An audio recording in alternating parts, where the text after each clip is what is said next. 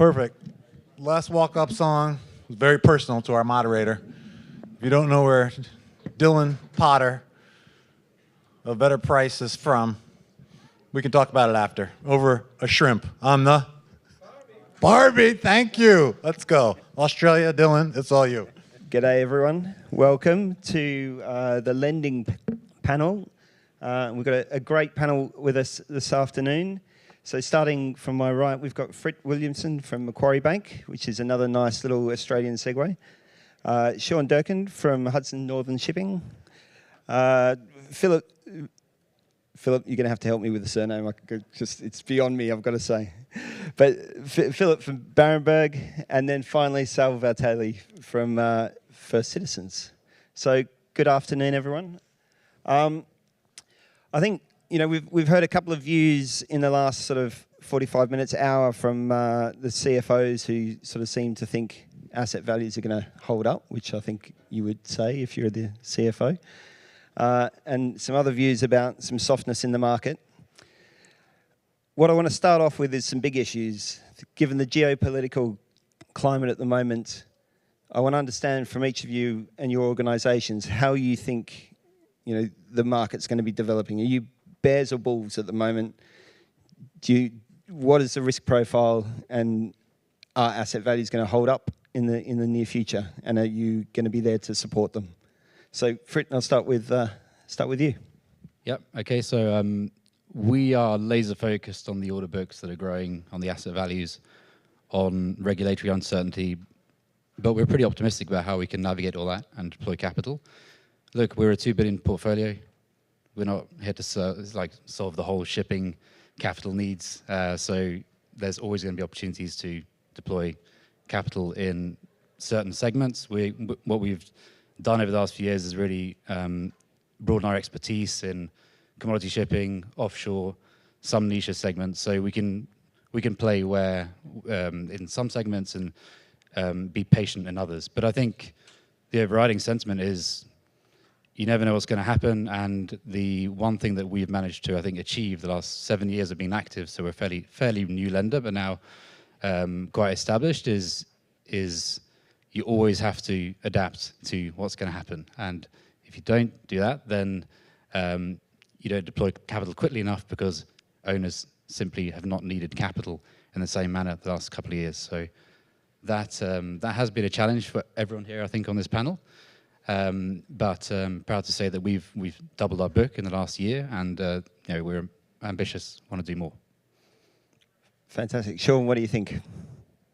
I mean, we're in the market regardless of if the market's up or down. We've been doing it for 25 years, and in a lot of ways, a down market is easier for a credit provider to put capital to work. Of course, in an up market, volumes are higher, and there's more transactions to do. I think the big picture has been dominated by disruption. I mean, we've had disruption for 4 years. Every market has benefited from it. And if you look at the markets as a whole, small changes in utilization rates have very big changes in earnings. So people don't see a 2% move in utilization, but they do see the impact on rates. So when this disruption unwinds, then you're going to see a pretty dramatic move in the market. It starts to normalize. You can't stay where we are forever. I mean, there's two really positive things. One, there are ships on order, but the heavy load, with the exception of containers, comes starting in 27, and the fleet as a whole is older. I mean, it's as old as I think as long as I've been in the business. It's the oldest average age profile. So there is opportunities when it comes to renewal, especially with all this decarbonization. So, I mean, I think you can be in this market, you can invest in this market, but you actually just can't over-lever yourself. You have to have the ability to sustain what's going to be a normalization whenever it does come. And you don't want to over-lever yourself, but you guys are certainly at the riskier end of our panel here. Would you say? Does that mean you're getting to the top end of loan to values at the moment, or you think it's a bit more? I think we operate differently than a bank. So we raise capital, and we have our own underwriting matrix, and we have no regulatory framework over us, so we can adapt to the market. So we probably start out with higher advance rates, and we have the ability to delever it in a good market. Whereas, the banking market more broadly, they're the stewards of regulatory capital, so their business models ultimately get driven in part by the regulators. And so, I just think we just have more flexibility overall than our banking counterparts, and so then we'll decide where we want to be and what sectors we think make sense. And we're also smaller. If you don't get too large, you can be more nimble, more selective. So, that's how we've done it. In terms of losses, we've been doing this for 25 years, and our cumulative credit losses are just over $9 million. So if you take that over the dollars we invested, we'd be kind of in high investment grade type range. So you can do higher advance rates provided you de-risk it in an appropriate manner. Philip, with probably higher or solid regulatory capital requirements in the German market, what do you think? Yeah, I think coming back to your question, you shouldn't be bear or bull as a banker. You should go through the cycle with the clients and find solutions which are required at a certain point in time. And I guess the answer is that we are asset-based lenders. Together with our capital, as you know, Berenberg is not doing too much on its own balance sheet, but we use funds, institutional capital from European insurance companies. And those guys, they are happy with let's say, low risk, but also medium return targets. So they would rather stick to a no loss philosophy than instead of going up the ladder of risk. So, and if you look at the banks today, the traditional banks, there are three choices basically. What you could do is either in a fierce competition as we are, as there are not so much demand for finance. So what could you do? You could either increase your risk profile by let's say doing fancy structures or doing compliance or counterparty arbitrage. You could reduce the pricing to an unhealthy level, or the third option is rather stay disciplined and do what you can. And I think this is our choice. We stick to our product, which is as a conservative asset-based lending, and it comes at a certain price. It's non-recourse. So for our investor base, it's they have not fallen in love with shipping. They see it as an alternative investment class, and if there are other opportunities, then they would go into other asset classes if it's more appropriate. So we have to stick to certain pricing, and then also on the risk side, we as a regulated bank, we cannot compromise too much. So the thing is that we decided to do is add a product. And what we do, and we can come back to that later, we bring Japanese financing structures to SME-type European owners. And this adds to our offering. So this asset-based product is kind of added by Japanese financing structures, JOLCOs, leasing types of. And there's a big gap to bridge between Japan and European SME owners, and we have 400 clients, so the Japanese love our KYC to do for them, and we facilitate deals, and that is something which adds to our current offering. So, how's things with FCB? What do you think about the market, and are you still competing with cash, or are you seeing owners come to you with cap in hand a bit more? Well, just to echo Fried's comment earlier, it's, we basically have no vision, no view on what's going to happen.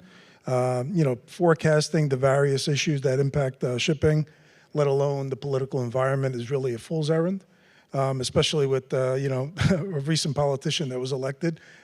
Basically is really loose cannon. We don't know which way the policies are going to go. But what we do know is that we have to lend throughout the cycle. So we try not to take a view, but we try to basically structure our loans that basically would work throughout the various asset levels and day rate levels historically.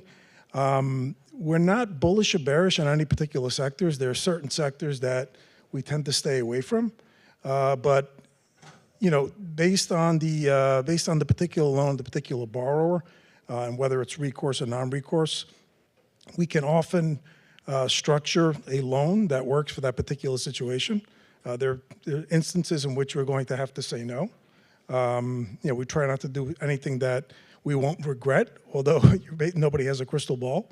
But it's challenging. The high asset levels make lending challenging, and you're having this really competitive environment where borrowers will come to you with something that it looks like a 45% LTV, but historically it's actually 70, maybe 80% LTV, based on 20-year medians, 10-year medians, all-time low.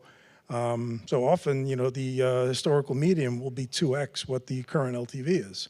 So it's definitely a challenge. And sometimes we're able to structure around it, and sometimes, we just have to, not be able to do it.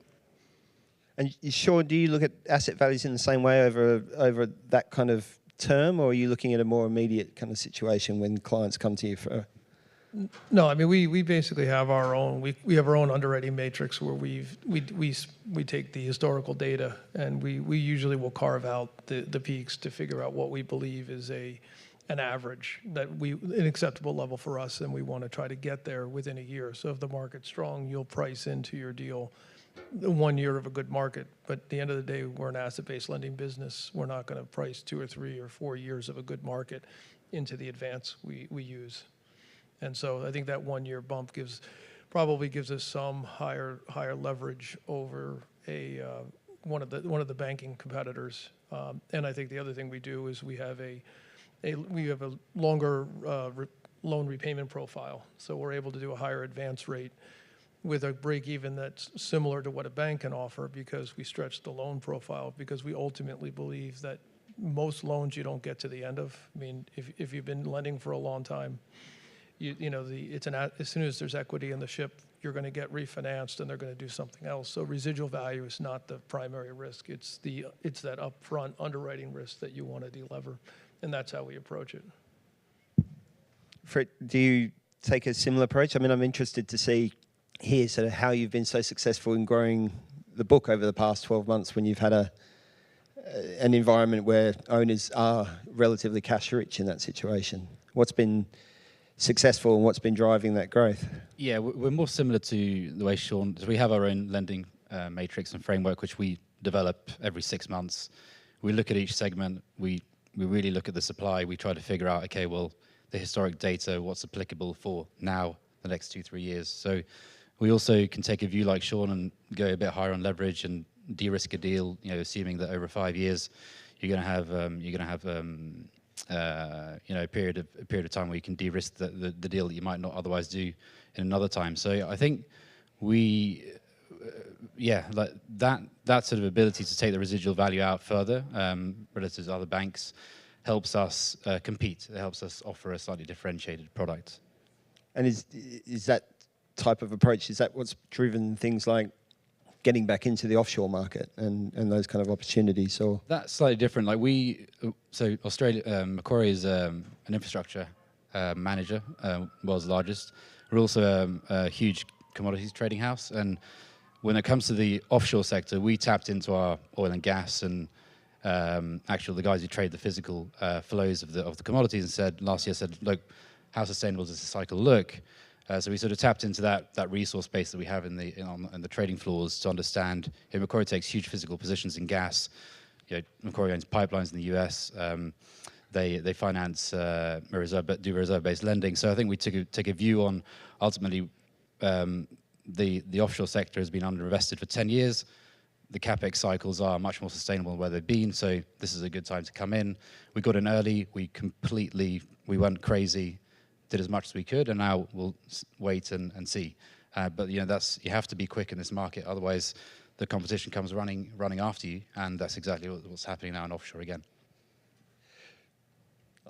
I like the idea of going crazy. I think that it's an interesting, good market to be flexible and fast in, and I think that speed of execution has been pretty critical. Philip, in that kind of context, I'm interested to hear a little bit about, how you're marketing, Berenberg at the moment, and particularly with this approach to sort of Japanese funding coming in, and if you're using JOLCO structures, sort of how are you getting that product to market, and how are you talking owners into tying themselves into long-term deals like that with the reduced flexibility? I think the basis is that our core pillar as a bank is maritime banking.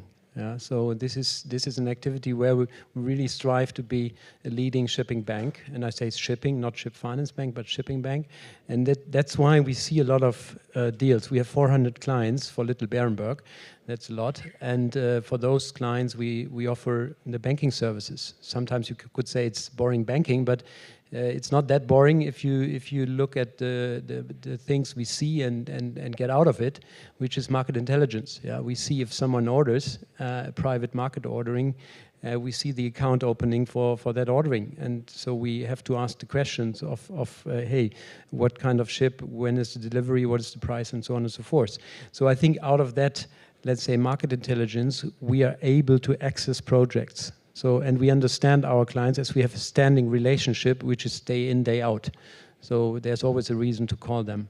And that is something we brought to Japan the last 2-3 years.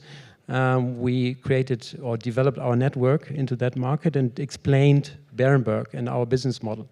And as the Japanese struggle to do deals in Europe, at least for quite a while, they started to find this idea interesting, that there's a bank regulated, which fits into their own conservative view of things, a bank which knows the client and can say, look, in their credit application, they can write, this is a long-standing Berenberg client, and Berenberg has done the KYC on that client. And third, we obviously see the projects when others might not have seen them, which also for the Japanese is an attractive feature. So, and then in the end, if a deal comes to fruition, this would mean that we can run the accounts and care about, which also is due to time difference and language things, and is something they like. So that's kind of our marketing approach. And for the European CFO, by the way, it's also an advantage not to travel 13 hours 6 times a year to explain your own business model, but make it a bit more efficient. That's at least what we hear from our Greek and German and Scandinavian clients. Sal, what's your pitch to ship owners at the moment? How are you succeeding in growing the book and sort of getting money out the door and deployed? I think it's really flexibility. So we try to offer the right type of structure for the right type of borrower. Recently over the last year or so, you have a lot of these ship owners that have very cash rich and want to prepay a loan. So we started, for example, we started to offer, reducing revolvers so that basically they can maintain the loan in place without having to worry about paying off the loan and then coming to us when an opportunity emerges, say in a year or so, and have to go through the whole underwriting all over again and documentation, et cetera, and taking the risk that, okay, maybe at that point in time, the underwriting, may not happen because there might be a different underwriting, a different risk appetite at the bank. We've had some success in doing that. So that's just an example where we try to be flexible. Like I said, for a deal that might be more leverage up front than we want to do, we can try to structure around it and have partial cash sweeps or full cash sweeps. So we try to, upfront amortization, high-low amortization structure. We try to be flexible in that regard. Within the banking market at the moment, I'd be interested to hear from all of you what your views on M&A and sort of portfolio acquisitions and growing size. I mean, Sean, you were talking about being small and flexible is that an advantage, or how's the merger going? Is it bringing you extra client capacity? How's all of that developing, and do you see it really growing substantially over the next few years? Actually, when I read the question, I didn't think that we were actually part of the merger, but I guess we are. I think there's two things going on. You have the markets changing themselves, and then you have consolidation within those markets. So when you look at at what banks do today, they're going through a process of an increased regulatory environment. And I think they, if you go back to 2008, they were the only player in the market. There was very limited other forms of capital. And today, over the last 15 years, about 50% of that market has been eaten into through alternative capital providers, Asian leasing, other forms of capital. So now you're starting to see a yield curve that's developed where every 50 basis points up the curve, there's a new market participant. When 15 years ago you had bank debt, and because they were very asset-based, the big players were borrowing in those days at LIBOR +1, and the small player borrowed at LIBOR +1.25. And so there was no economy of scale. Like, if you want to, economies of scale come through the cap structure of you get new and incrementally cheaper forms of capital when you grow. And so now before any of this changes for us or the banks, first the companies have to consolidate. There's almost 5,000 ship owners. The average company has 7 ships. They can only access banks and us. There are no other forms of capital. And so I think over time, more and more is going to go to the alternative world. I think the banks are going to actually start to lend to the alternative capital providers, that we will become their customers and we will actually be client-friendly. Actually, very similar to what you just described in Japan, because we'll take a lot of that origination burden and that day-to-day portfolio management off of the banks, and they'll be able to lend larger dollars to bigger companies that are easier to deal with in their regulatory environment. And you say, oh, I don't think that's going to happen. Well, in the U.S. it's already happened. Like middle market lending has already gone to the alternative capital providers, and the large banks in the U.S. are lending to them. So it will come to shipping too. Where shipping ultimately is sat behind is that you actually, there isn't enough scale in the shipping companies. So you come to a conference like this, you see all the big companies, and that's actually not a really big piece of the market. The big piece of the market is all the 7 ship owners that aren't here. And so that's all going to change. So in terms of, I do think you'll see more consolidation. You've seen what Entrust has done. They've been buying some of the competitors. You see it also in the banks.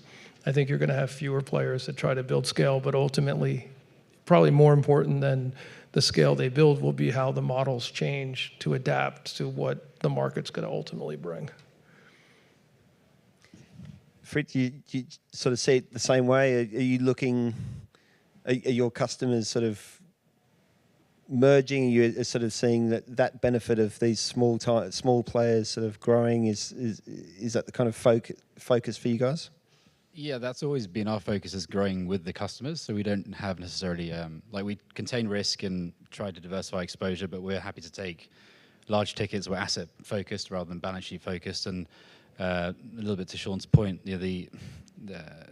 growing with the people you know best and who are building a position in the industry. That's sort of how we've viewed. So we've grown through primary origination, and it's we've looked at all the portfolios and some of the banks that have been up for sale the last few years, and we just we haven't been willing to pay a premium for it. So or when they were going at discounts, we didn't have the risk appetite. So we're standing in front of like a very different outlook the next 2 or 3 years in that respect. So buying other portfolios, will they come to market? I'm not sure. Like I don't really have a strong view on consolidation. The best way we can grow is just through our customer relationships, and that's and being open to new ones, because as Sean says, there's a fragmented market, and a lot of them can't get served by banks. So folks like us take an asset finance view, and want to work with reputable people, but sort of indifferent on age and the build of the ship, or et cetera.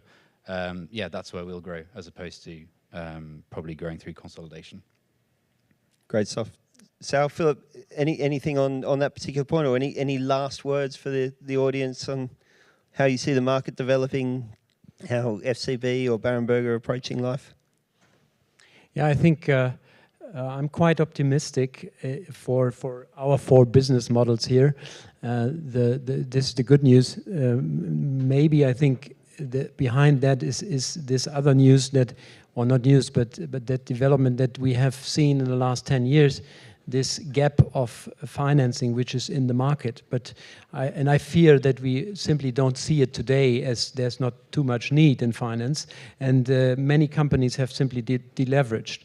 So maybe the gap which is still there, as there are not too many new players, is bigger than we think today, or bigger than we see today. So I guess that, and I fully agree with you, that we will see more room for, let's say, alternative lending in the next few years.